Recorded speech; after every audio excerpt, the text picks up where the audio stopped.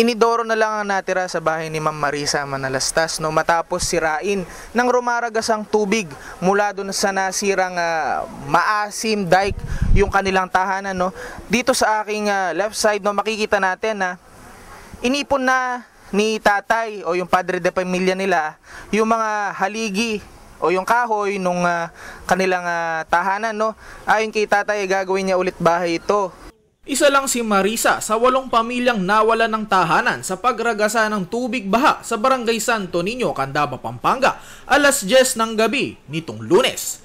Sinira kasi ng malakas na agos ng tubig ang maasim earth dike na naging sanhi ng flash flood sa Barangay Santo Cristo, Santo Niño at Pulong Gubat.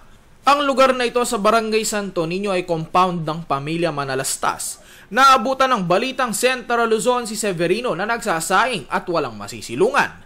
Ayon kay Severino, buti na lang raw ay napansin kaagad nila ang nasisirang earth dike kaya agad silang nakalikas. Sinubukan daw nilang tapalan ng sandbag ang nasisirang earth dike pero hindi nito kinaya ang malakas na agos ng tubig.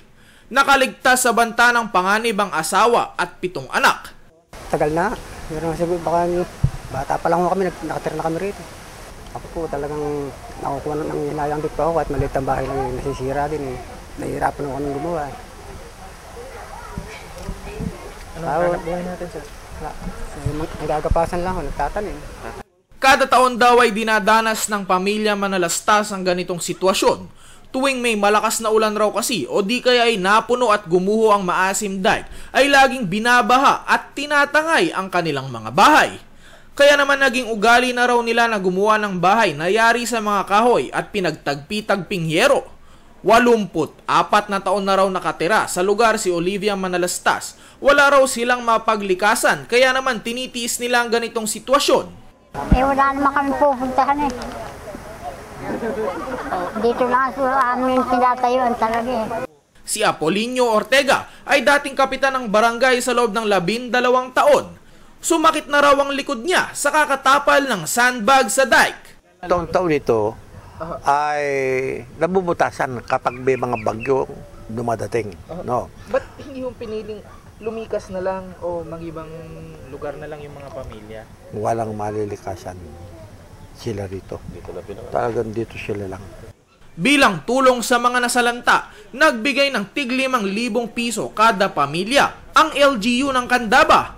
Ayon kay Mayor Rene Maglangke, balak raw nilang gawing permanente ang earth dike o di kaya i-relocate ang mga naninirahan sa gilid nito. Nakabili na raw kasi ng 6.7 hektaryang lupa ang LGU sa Barangay Poblasyon na maaaring paglipatan ng mga nasalanta. Ito yung pinatitingnan ko yun na bibigyan natin ng permanente solusyon na para hindi na maulit sa mga susunod na taon na pinapacheck natin para ma-relocate natin dun sa mataas at safe na lugar na para hindi naman sila mahirapan na. Sa kasalukuyan ay nakikitira muna ang 8 pamilyang nawala ng tahanan sa kanilang mga kamag-anak. Ako po si Joshua Lansangan, alerto, alisto sa pagbabalita.